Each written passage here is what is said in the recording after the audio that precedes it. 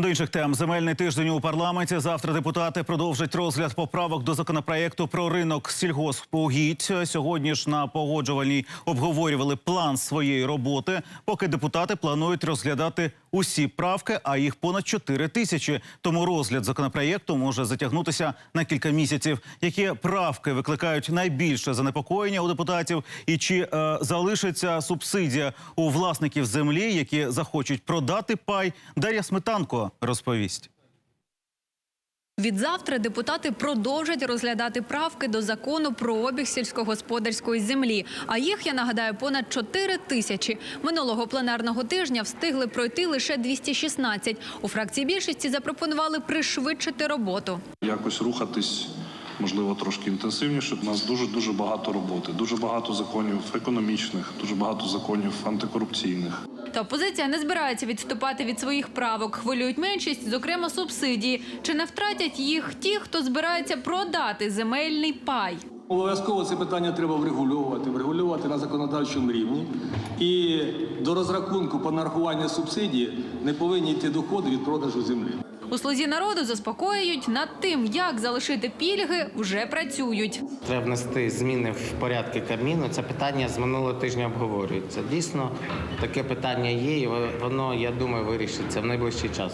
А у «Батьківщині» наполягають на відкритті ринку землі лише після референдуму.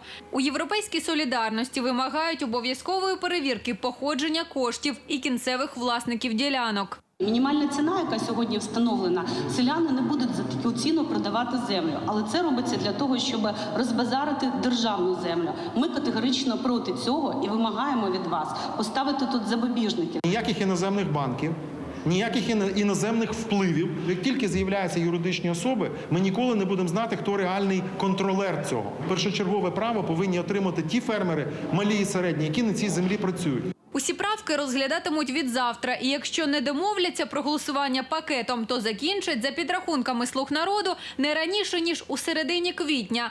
На запитання журналістів, чи є шанс, що все ж таки закон про ринок землі ухвалять швидше, відповіді поки не мають. Повірте, ніякого плану X. От деколи, я коли був не депутатом, я завжди думав, що там є якийсь план X. Планів X практично не буває. Просто зараз, крок за кроком, буде рухатися. Якщо хтось по дорозі змучиться, ми будемо дуже вдячні. Сконцентруватися на роботі закликає депутатів і голова парламенту. Бо під час відряджень йому виборці скаржилися на те, що обранці у сесійній залі відволікаються на власні справи. П'ють каву, їдять та сидять у смартфонах. Підійшла вчителька і каже, ну дивіться, я так само, як і ви, ходжу на роботу.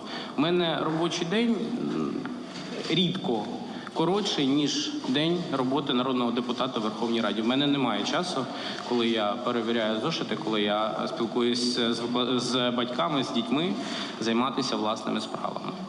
У депутатів часу трошки більше. Я розумію, що мені важко відповісти на це запитання. Давайте робити так, щоб нам не було важко відповідати на такі запитання. Я нагадаю, що за законопроєктом мораторій на продаж угідь планують скасувати від жовтня цього року. Дар'я Сметанко, Наталя Заморська, Юрій Кирча, Роман Рамус. Новини сьогодні.